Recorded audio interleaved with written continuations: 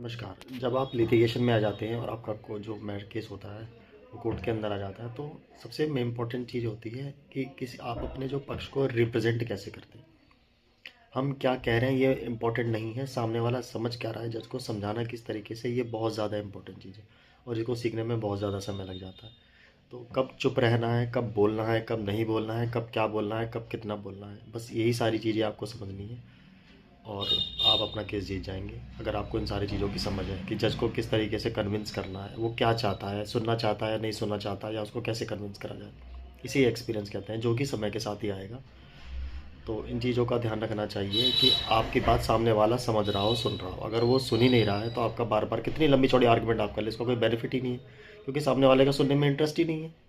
तो इन चीज़ों को ध्यान में रखना है कि क्या बोलना है, कितना बोलना है और कब बोलना है, किस तरीके से कोर्ट को कन्विंस करके रिलीफ लेना। तो ये सारी चीज़ें बहुत ज़्यादा इंपॉर्टेंट है। फैक्ट तो है ही हैं, जो केस के जो फैक्ट होते हैं वो तो इंपॉर्टेंट है ही हैं, लेकिन किसी भी चीज़ को रिप्रेजेंट करने का जो तरीका होता है वही सबसे बड़ी महारत है और वही एक वकील की काबिलियत होती है कि वो अपने केस को रिप्रेजेंट किस तरीके से कर रहा है, चाहे वो किसी भी मोड में कर रहा हो। धन्यवाद।